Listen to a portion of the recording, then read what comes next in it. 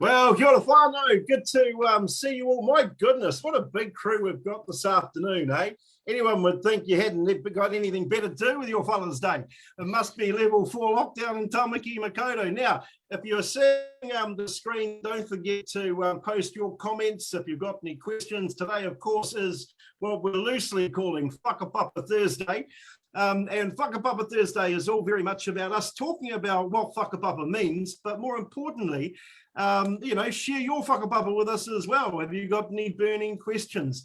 We're also going to be talking about the importance of whānau. What is it that's the meaning of whānau? Is it all just about our siblings and brother and sister that, we wake up to in the same household sort of thing every day?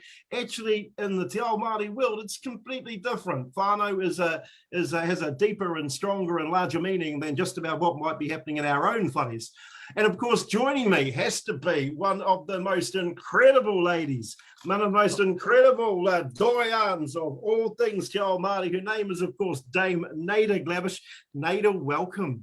Kia ora to you and to everyone out there. Kia ora.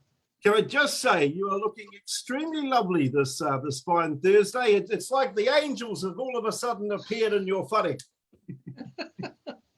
It lives here. The angel lives here. And how are you going in level 4 lockdown? All good? All good. All good. Everything is by Zoom. I prefer face-to-face, but yeah, all good. We're still making connections. Well, that's good, eh? And you've got to maintain those connections because really that's what Whakapapa is all about. And I thought what would be good for our audience, and there's a lot of comments coming through already, so thank you, whānau. What for you is your meaning, the meaning of Whakapapa through your lens? Because I know, having been on the road with you and spending a lot of time with you, you talk about looking at the world through that Māori eye, the Māori lens. But what is Whakapapa to you? Can you just share with us? Well, in actual fact, Whakapapa is being connected, of course, but it's a lineage. It's a lineage in which you inherit from birth. And then strange things happen to you when you leave the sacred womb and the safety of your mother's womb and come into this world. All sorts of things happen to you, but no one can take from you the sacredness of your link from the womb of your mother to your inherited whakapapa, your inherited genealogy. And of course, there's several avenues in which one can take in terms of whakapapa. And of course, one avenue is like the trunk of a tree and then the branches of a tree. And of course, the whakapapa from the trunk of the tree is known as tātai heke. And the tātai heke is the genealogy direct from a particular ancestor down that trunk to you. And then there's whakapapa in connectedness to your whānau, your hapu, to your iwi, to your aunties and uncles and cousins. So whakapapa is about relationships and it's about connectedness to those relationships. And of course, whakapapa is kind of like a mixed bag too. I mean, for example, my own whakapapa, and I want you to share yours too, if that's all right. But just from my perspective, of course, I'm proudly Māori. I had my Ngātai side, my grandmother, Barbara Tukaki, is a Ni Ngātai. Our tupuna is Hori Ngātai at Whareroa Marae there in Mount Maunganui. And of course, my grandfather's a Tukaki, and we whakapapa right back to our tupuna name, well, Tukaki, that's our ancestor, his son Tamahai. My middle name is Tamahai. And Tamahai is another name that's passed down through our whānau as well. And then on my other side, and I know my grandmother Anne is tuning in, 96 years old, my grandmother Anne down there in Upper Hutt, rings me and tells me off all the time, whānau. But that's the Irish ancestry. She's a Gregory, my pop was an O'Flaherty. Hell, even my great-great-grandfather was naughty as all heck, Nader. He was a pirate in Australia. He was a bastard storyteller, that fella, years ago. But it is about all sides and all aspects of our whakapapa, eh? Talk to us about yours, because you have one of the most interesting last names I know. Well, yes. So on my mother's side, absolutely Ngāti Hine and Ngāpuhi, Ngāti Whātua. And on my father's side, well, my grandfather comes from a place in Croatia that's known as Kotsica. And my grandmother comes from Croatia on the Adriatic coast, from a little town called Drvenik. And so half of me comes from over there, and the other half comes from over here. And the two grandmothers lived across the road from each other. Neither could speak English. And I bounced between the two of them right up to the age of 5, 6, nearly 8. And it was very interesting, because to be raised by grandparents is to be raised by that era, that generation, and the values also of that generation that never kind of leaves you. So yeah, it's whakapapa's good. And of course, on my Maori side, there is a relationship to the Irish. Oh, all the redheads in our whānau definitely come down that Irish whakapapa. And we had the pleasure also of working with a young Irish fella recently. We'll just call him Paddy. And it was a really good little experience. But, you know, talking about your whakapapa, my whakapapa, and also the whakapapa of all of those tuning in, and there's quite a few people tuning in right now. With that mixed bag, I guess you could call it, comes that richness of humanity, eh? I mean, where the different parts of all of our ancestors. Absolutely, absolutely, and the difference in the generations as well, in terms of the whakapapa. And the most powerful in whakapapa, of course, are the stories. And our relationship to whakapapa is we usually relate to where they are buried. And so there's a relationship in terms of iwi, intermarriages for the whakapapa and where they are buried. And so we claim a whole range of iwi relationships as well, or hapu relationships based on the intermarriages. Well, that's right. I mean, for us in particular, you know, we've got I've got Naitarangi on one side. Of course, I come from the great sovereign nation of Matakana Island, but you know, kapai. But then there's Whanau Upanui up the road. There's somebody from the other day was trying to convince me that I'm Ngāti Porou, and so on and so forth. But actually, it is a semblance that our over many generations, we haven't just stayed in the same place. In fact, Māori are a very transient people. Even our whānau, and there's hundreds of thousands of them now living in places like Australia, and they're all buried in Australia. And so they then become parts of our story as well, don't they? Yes, absolutely. Definitely with whakapapa and tātai heke, coming directly down the trunk of the tree of genealogy, you would descend, of course, from what we would call atuatanga. We are the living descendants of the gods, so to speak. We didn't descend from the planet of the apes, I can assure you. We have descended from godlikes, and that whakapapa has been a really, really good place to be, so that you're not lost in yourself. If you don't know your whakapapa, there's that tendency to be lost in yourself and not sure where your tūranga waiwai is. And you know, we've for us, having been on the road for a little while now, and having met some extraordinary young people in some very difficult situations, I do lament whether or not they understand their whakapapa. And indeed, there was one occasion, and I won't go into it, whānau, where it was clear that some of them didn't, or if they didn't understand the value of whakapapa so much. And for our young people in particular, it's really important because the more they know about where they come from, the more they understand where they stand, eh? Yeah, absolutely. When I was a school teacher, a secondary school teacher, a man appeared at the door of our classroom, and he had this young boy with him and said to me, I'm not bringing you a student. I am bringing you my whakapapa, so look after him. Mm. And that's a concept of whakapapa. He wasn't bringing me a student at all. Yeah. He was bringing me his whakapapa. And so the grandfather in my classroom, there were so many in there who didn't know their grandfathers. And so the one who came to bring me his whakapapa became the grandfather to others in the classroom.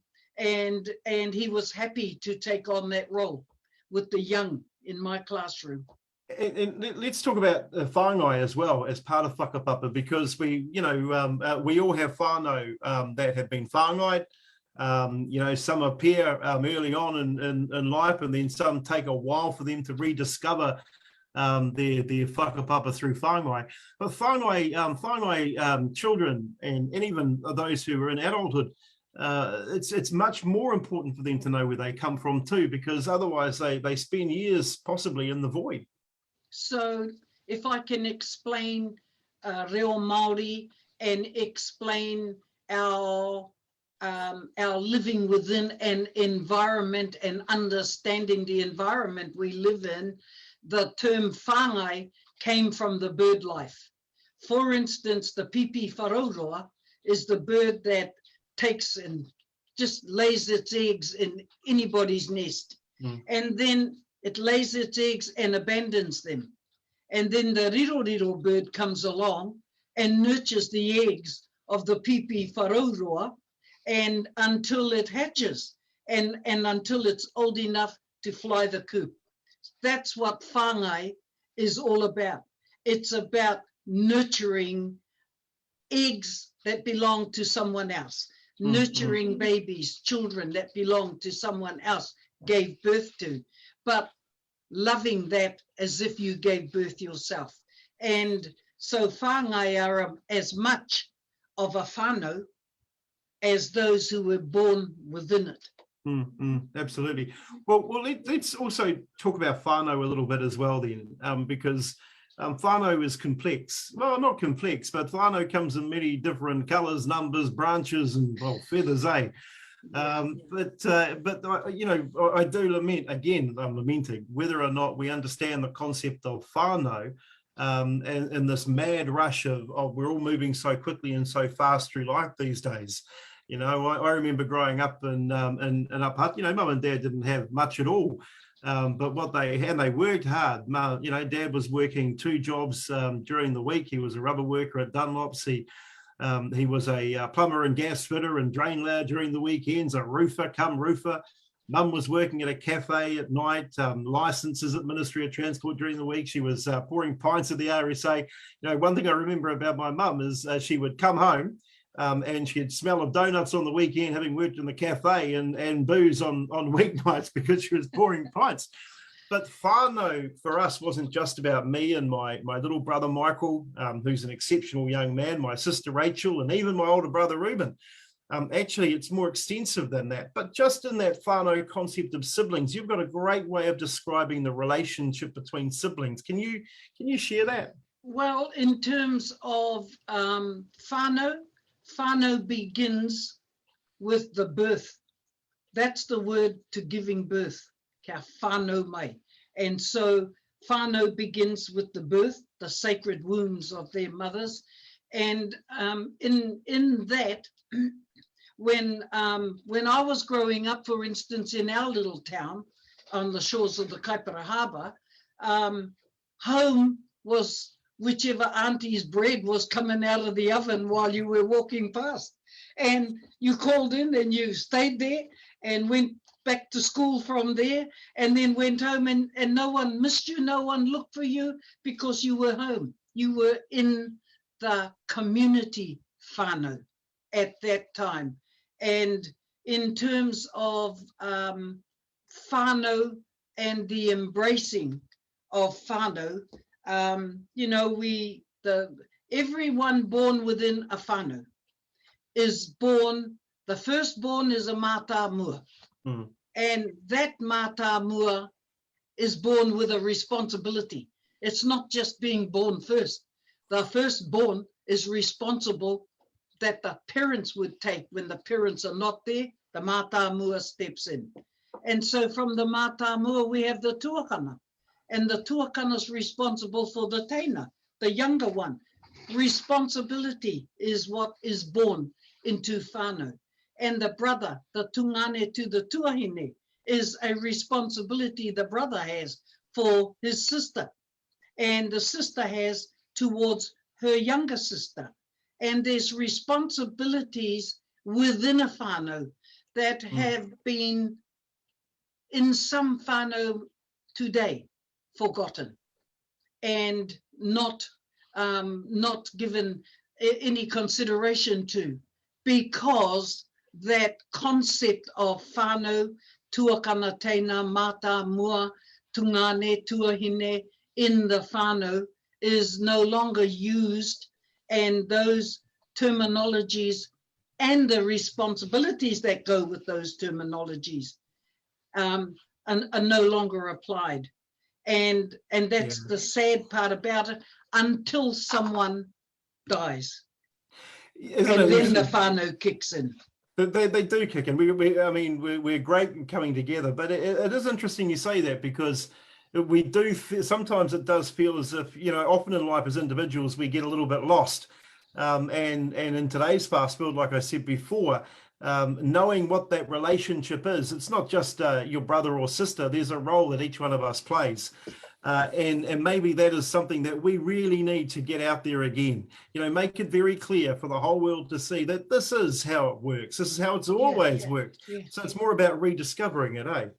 And true. And you know, it's a wonderful thing to rediscover it, because there's a strengthening in there in the reconnection.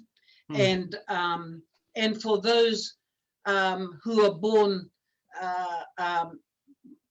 no tuakana and no teina, for instance, they connect to their first cousins, or they connect to cousins, buddies, and create whānau. That's what was originally the gangs were. They were whānau. They were discovering each other in an urban situation and became a whānau. It was the courts of this country that called them gangs. You know, I was with Iritana Tawhiwhirangi recently. We drove up to the Hawke's Bay, and oh, what an absolute pleasure, eh? It's kind of like when I talk to you, and we have so much fun, but there's so much knowledge coming out. Anyway, we're driving up to the Hawke's Bay, and we were talking to a group of gang members, and I said to them, look, you know, I don't see you as gang members. I see you as whānau, because at the end of the day, it doesn't matter what you may or may not have done. Or what patch you might wear on your back. Hell, it could be the mongrel mob one day, the black power the next day. It doesn't matter. You're still whānau. And if we're going to be more inclusive with everybody, we've got to open up our hearts a little bit more than we have been doing. Yes, absolutely, because they come from the same mother as we come from. They do, don't they? Yeah, absolutely. Yeah, they do. Hey, now there is the other thing. I know we've only got a few short minutes, but I'm just reading some of the comments that are coming through. My Auntie Maybell wants a bit of a shout out. Hello, Auntie Maybell. I know you're tuning in. Kia ora tuakana. You know, and we've got some really great comments from Thomas Harrison, Michelle Downs, and James Emerson, Khan, Paniora, and Patrick Tukaki. Whiri Mako Black, thank you, Whiri Mako. Really pleased you're tuning in. And so they're all saying the same things. It's really interesting that we're having this conversation today because actually it's even at times of great peril, like lockdown, for example, just the amazing spirit of Māori and whānau coming together. For all the politicians, that bloody David Seymour, the hua. But anyway, all these, I had to get that in. But you have a look at what's going on around the country, our whānau and Hauora, the stuff that's going on with Waipareta in West Auckland. I mean, you are at work today. Yes. They're at the hospital. Kaipaks, people are picking up our kaumata and elders to take them to the vaccination centres and so on and so forth. But actually, when Māori come together, we come together not just in a big way. We come together in a way that includes everybody, not just us. Yes, absolutely, because every tribe in this country have a common responsibility. And that responsibility is to manaki all manuhiri who are in your tribal rohe. And we've never forgotten that. And we still apply it.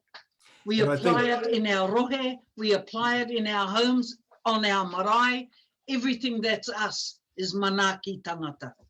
And you know what, and that what makes us unique and special. So for all those David Seymour fellas out there, may this be a lesson to you. It's not too late to come back to the whānau, David. Not too late, son. Hey, I wanted to end on one story that you share that's really stayed with me, and it's both inspiring and a lesson in life. And this is the story that you told me about the candles, and.